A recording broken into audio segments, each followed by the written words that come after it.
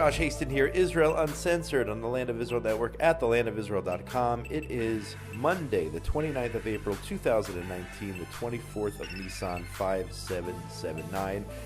For those out there who were celebrating the holiday of Pesach, Passover, hope you had a joyous festival. I certainly did.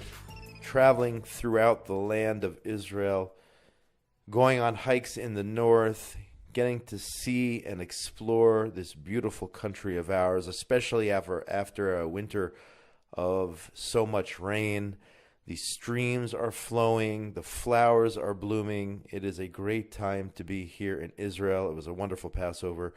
Hope you enjoyed. On today's program, we're going to talk about everything going on in the world of news affecting Israel and the Jewish people. There's so much to say, especially after all the events of this past weekend.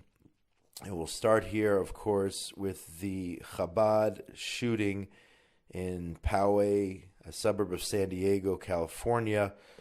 A terrorist murdered Lori Gilbert Kay, Hashem Yakom Dama, may God avenge her blood, 60 years old, in the synagogue there in Southern California. She was murdered when a 19-year-old burst into the synagogue, opened fire.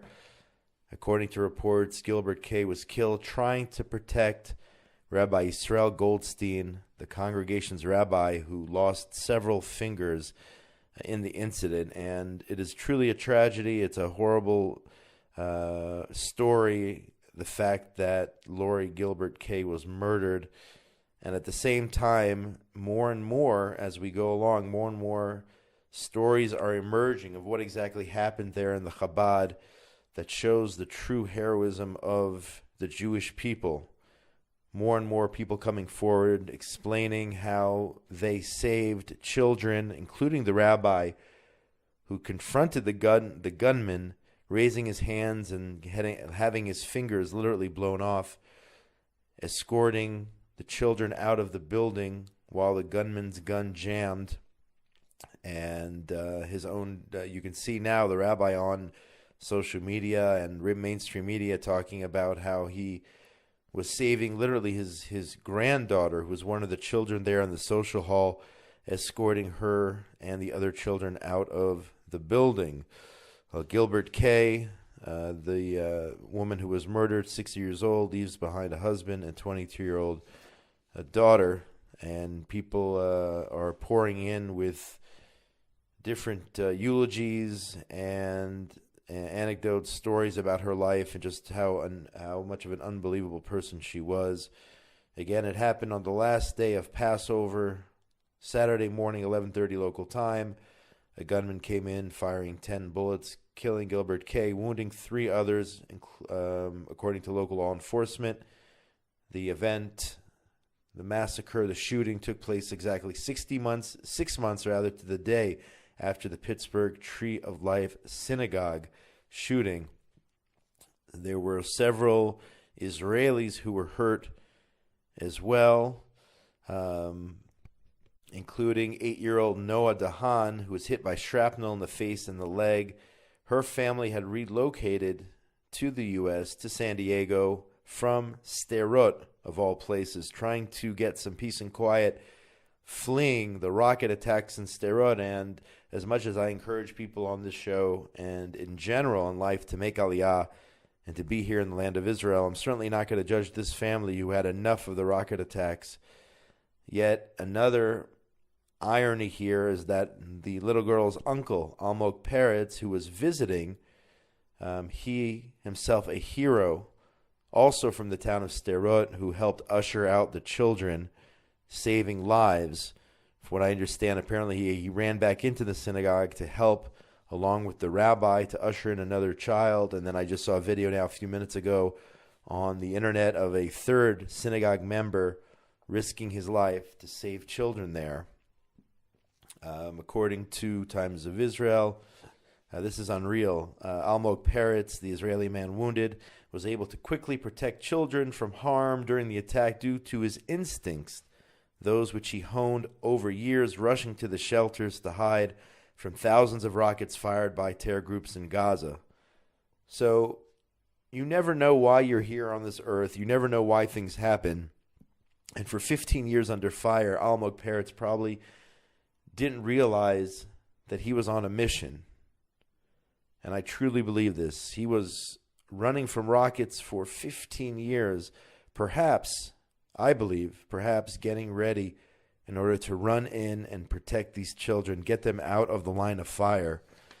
The gunman then, this anti-Semite, Jew-hating gunman then ran.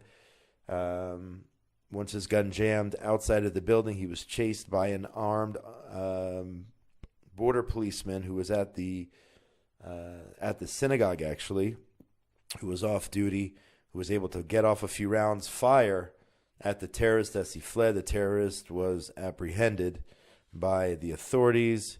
You're talking about a guy who had I believe a manifesto talking about his hate for Jews, his hate for Trump, actually. So all those who say that these attacks occur because of Trump, this gentleman, this murderer, this horrible evil, along with the one who carried out the Pittsburgh massacre, these people are not fans of President Trump. They hate Trump. This is pure anti-Semitism. I know some people will turn around and blame the president, yet I just saw also on the internet the rabbi thanking President Trump for showing his support, calling the rabbi, speaking on the phone for 10, 15 minutes, showing his support for the community there in the San Diego suburb. So why is this attack in a synagogue, yet another attack, not surprising?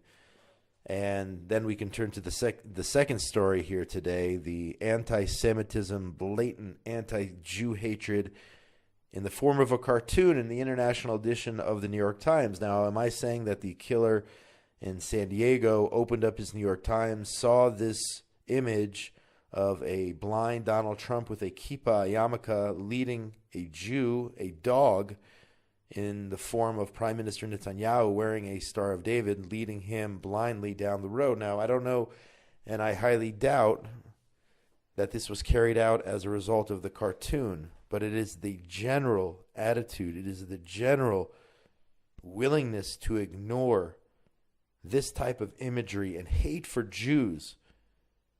If this were, and we'll talk about this in a second, if there were this type of cartoon portraying any other religious figure or leader in any other case, this would be condemned. This picture, this cartoon would never make it to the New York Times. If this was about African Americans or Hispanics or the homosexual community or the Democrats or anything else or any other group, this type of picture would never make it to the paper. Yet it appeared in the print edition. It was later taken down from the online edition of the International New York Times. And by the way, the International New York Times published alongside Haaretz here in Israel. That should just give you a clue of exactly who these people are who printed this cartoon. Condemnations coming in all over the place. You can see the images online of this cartoon. Public Security Minister Gilad Erdan of Prime Minister Netanyahu's Likud party, according to Times of Israel, slamming this anti-Semitic caricature published in the New York Times on Thursday, called for those responsible for its publication to be fired. Again, it's Netanyahu as a guide dog wearing a Star of David on his collar, leading a blind President Trump who is wearing a yarmulke, a kippah. The Times acknowledged on Saturday the cartoon, quote, included anti-Semitic tropes and was offensive and an error of judgment, but it did not outright apologize for its publication. Very, very weak response from the New York Times. I just got something on Facebook, somebody sending me information about a rally, a demonstration against the New York Times to take place, I believe, today, Monday, in New York City. And really condemnations coming from all over the world in regard to this cartoon. Seth Franzman of the Jerusalem Post had an excellent analysis about this cartoon. He says, I'm not going to go through the whole article that he wrote in Sunday's paper, but I'm going to use some of it here. Franzman says, it used to be that we were told that Trump was fostering Trump anti-Semitism, as I referenced before, and driving a new wave of anti-Semitism in the U.S., but the cartoon depicts him as a Jew. Well, which is it? Is he fostering anti-Semitism, or is he now a closet Jew being led by Israel, depicted by a Jewish dog? We used to say that images conjured up memories of the 1930s anti-Semitism. This didn't conjure it up. This showed us exactly what it looked like. Franzman saying that this is exactly the same as what it looked like. In other images I've seen since this cartoon was published, Jews leading Churchill, also with anti-Semitic tropes. Franzman continues, no other country or minority group, I said this just a few minutes ago, was subjugated to such unrelenting and systematic hatred by mainstream newspapers. No one would dare to put an Islamic leader's face on a dog with Islamic symbols leading the U.S. president. No one would do this. No one would take that chance or be willing to do something like this. Yet the New York Times, all the news that's fit to print, the paper of record, did just that. Franzman continues, the cartoon didn't end up in the international New York edition of the New York Times by mistake. It was chosen. It was put on a page by someone. It was checked and rechecked. He says, I know. I'm an op-ed editor. When I used to run cartoons in my section, no fewer than 4 people would see it before it went to print. At the international edition of the Times, it should have been more than 4, and they all thought it was fine. What that tells me is that there's a culture of anti-Semitism somewhere in the newsroom. He then criticizes the reaction by the New York Times, claiming it was just an error in judgment. Franzman says that's not enough. An error of judgment would imply that it was a mistake. Tropes would imply that to some people it is anti-Semitic, but that it's not clear as day. In other words, if you're saying it's just a judgment error, instead of saying flat out this was anti-Semitism, then you are to be blamed. You are part of the problem for not acknowledging what it truly is. Now, Brett Stevens, this is very interesting. I just printed this out here on Monday, which I believe will appear in today's New York Times.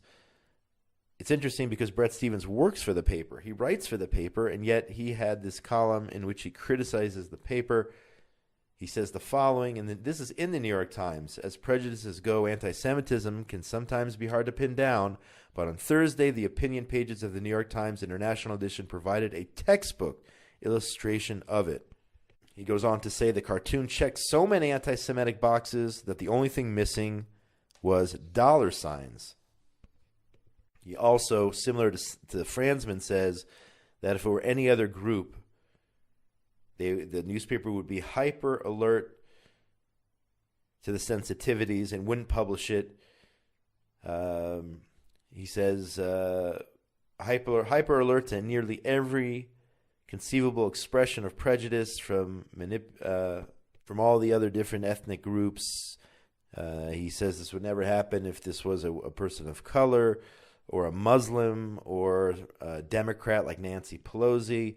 He believes that this would not have gone unnoticed by either the wire service that provides the Times with images or the editor, even if he were working in haste and selected it. The question answers itself, he says, and it raises a follow-up.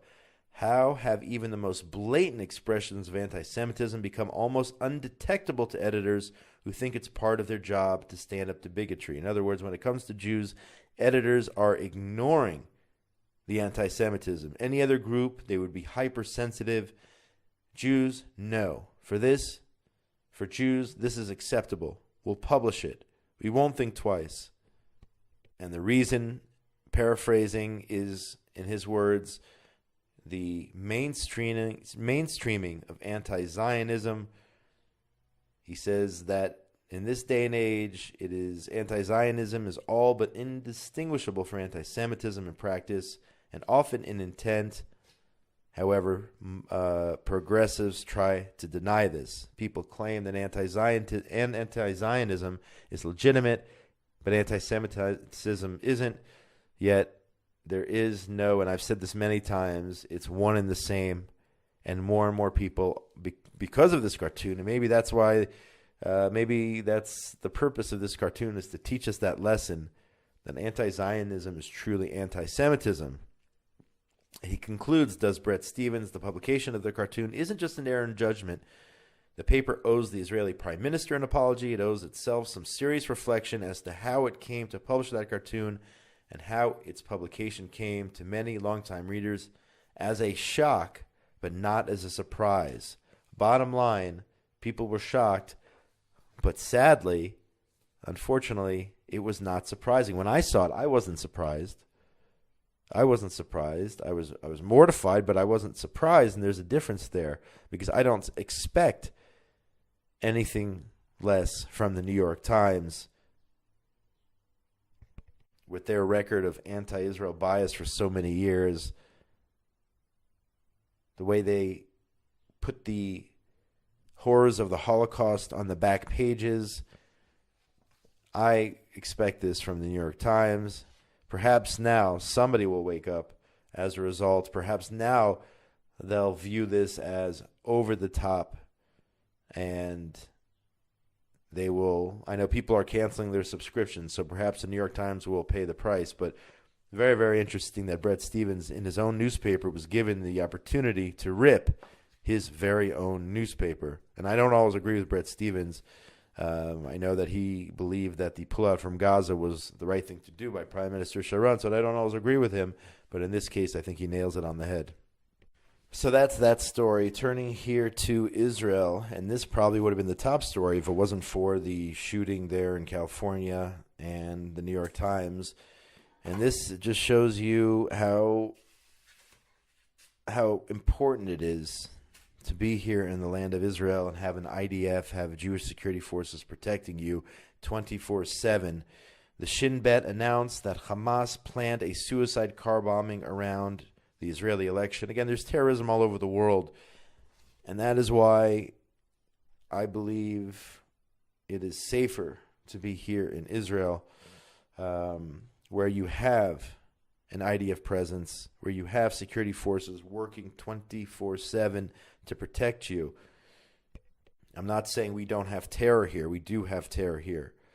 But for the first time in 2,000 years, we have our own state and a Jewish army committed to our protection 24/7.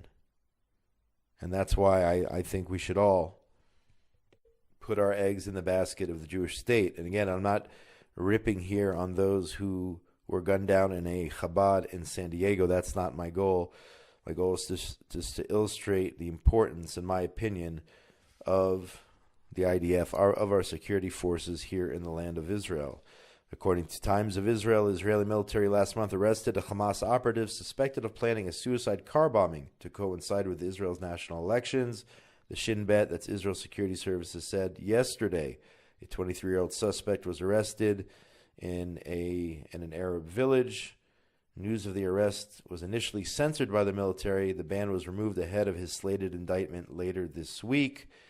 According to the interrogation, this terrorist, Abu Dia, was in touch with senior Hamas members in Gaza, using the internet, had been recruited for military activities, and agreed to carry out missions and act as a suicide bomber. Again, there was a bombing planned for the Malay Adumim area. This is a miracle. It did not happen, that he was caught. So firstly, we have to thank God. Thank God for preventing what could have been a true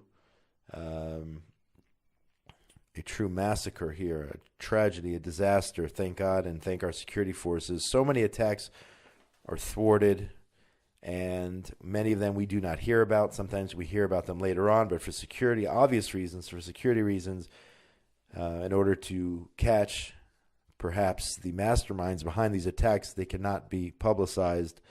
This case publicized several months later, and thank God there was not an election day bombing by Hamas. But knowing that information, knowing that Hamas is still trying to carry out attacks, I don't understand the whole concept of a ceasefire with Hamas in Gaza. It doesn't matter if they're in Gaza, if they're Judea and Samaria.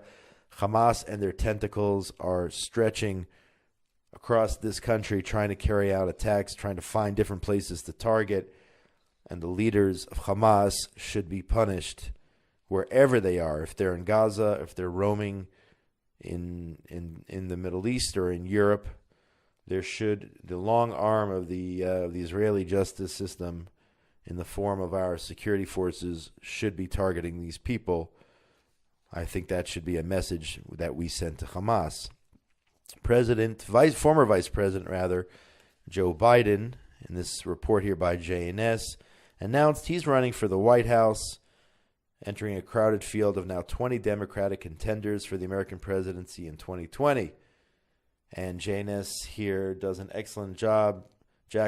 Richmond does an excellent job giving the lowdown on Biden's record when it comes to Israel. And I'm not going to get into the whole thing. I mean, overall, reading this article, go to JNS, I think his record is poor when it comes to Israel. I'll just give a few highlights here. I mean, I think the biggest highlight was back in 1982 when Biden, appearing in front of the Senate Foreign Relations Committee, threatened to cut off aid to Israel. Prime Minister Menachem Begin confronted the senators over their criticism of his country's policies in regard to Lebanon. And when Biden then threatened to cease U.S. assistance to Israel, Begin said the following: nobody came to our aid when we were dying in the gas chambers and ovens. Nobody came to our aid when we were striving to create our country. We paid for it, we fought for it, we died for it. He continued, we will stand by our principles, we will defend them, and when necessary, we will die for them again, with or without your aid. Prime Minister Menachem Begin confronting Joe Biden. In 2016, just a few more highlights. A bomb went off, injuring 21 people on a bus in Jerusalem. Then the Vice President Biden blamed Israeli policies for undermining the peace process, so blaming the victim here. In 2004, Biden expressed optimism about Mahmoud Abbas committing to achieving peace and security for Israel. Here we go, just one more point here on AIPAC. Joe Biden favoring and defending the Iranian nuclear deal in front of AIPAC in 2016 in support of the deal, perhaps just going along with President Obama, but more than likely supporting the deal because it's something he believed in. But it's an extensive, I can't get into it all now. It's a very long article, but go to JNS, check out if you want to learn about Biden's history when it comes to Israel. Israel National News reports here, switching gears, that an Israeli NGO is demanding that Israel revoke the BDS founder's residency status. Omar Barghouti, the founder of the hateful, terror-tied BDS movement, 2 weeks ago refused entry to the U.S. because of his role in the anti-Israel boycott. Yet, if the U.S. can ban him, why can't Israel get him out of here also? This is a front for terrorism, is BDS. They're one and the same. They're trying to destroy the state of Israel. And this organization, B'Tselmo, speaking to the Minister of the Interior, asking, how's it possible the U.S. prevents a boycott leader from entering its territory while the Israeli government continues to grant him residency? I agree. I think he should be deported from Israel for taking on his role as the leader of BDS and anti-Israel hate. Get him out of here. One last short article here. TPS, Tatzpit News Agency, talks about the persecution against the Christian community who live under the Palestinian Authority. Remember how much better it was for Christians living under Israel? Remember when Bethlehem was 80% or even more Christian, and now it's down to less than 20%. This is just one example. Christian residents of the village of Jifna under the PA were attacked by Fatah activists. That's Mahmoud Abbas's party, Fatah, were forced to pay the Muslim a jizna ransom tax after a local woman complained to police about the son of a senior Fatah official. So again, here you have a Christian woman complaining about a local Fatah resident claiming he was driving wildly and doing all sorts of things here in this Christian area because she complained about a young Fatah or a man who had ties to the Fatah party Fatah activists then went into this Christian village, shooting up a storm, throwing firebombs, causing damage to property, basically assaulting the local Christians in this village. Then the Christians there, as a result, being forced to pay this jizna, which is a tax levied by Islamic law on non-Muslim subjects residing in Muslim lands. So there you have the state of affairs for Christians living under Muslim rule under the Palestinian Authority, and it would be better for everyone, Jews, Muslims, Christians, Arabs, you name it, if Israel would apply sovereignty to firstly the Jewish areas and then all the areas under Judea and Samaria. Everybody benefited and would benefit again. Things just got worse once the Palestinian Authority took over as a result of the Oslo Accords and all agreements from that point forward, and certainly all transfers of land to the Palestinian Authority. That's going to do it for today's show. My name is Josh Hasten. It is Monday, the 29th of April, 2019, the 24th of Nisan 5779, coming to you from Gush Etzion, Israel. Hope all is well with you. I want to send a shout out to Ben Bresky for all the work he does here at the Land of Israel Network, Tabitha Epstein. Get in touch with me during the week. Josh at thelandofisrael.com. On Facebook, it's Joshua Hasten, or my new page, Josh Hasten Israel Advocacy and Journalism. On Twitter, at Josh Hasten, and now on Instagram as well. Next week, this was sort of a, I don't know if you want to call it an irregular show. I've done this before where I haven't had guests on. I just talked about, there was just so much news going on. And just after Pesach, while people are getting their houses back together and going back to work, I didn't want to bring on a guest, especially with so much news going on here. But we'll probably have more wonderful guests, leaders here in Israeli society, people making a difference, public diplomacy experts, and the like on the shows. Please God, in the weeks and months ahead. So, signing out from a beautiful day in Gush Etzion, Israel, most importantly, between now. When we speak again next Monday, everyone out there in the wonderful world of ours, be safe. Shalom, shalom from Gush Etzion, Israel. All the best.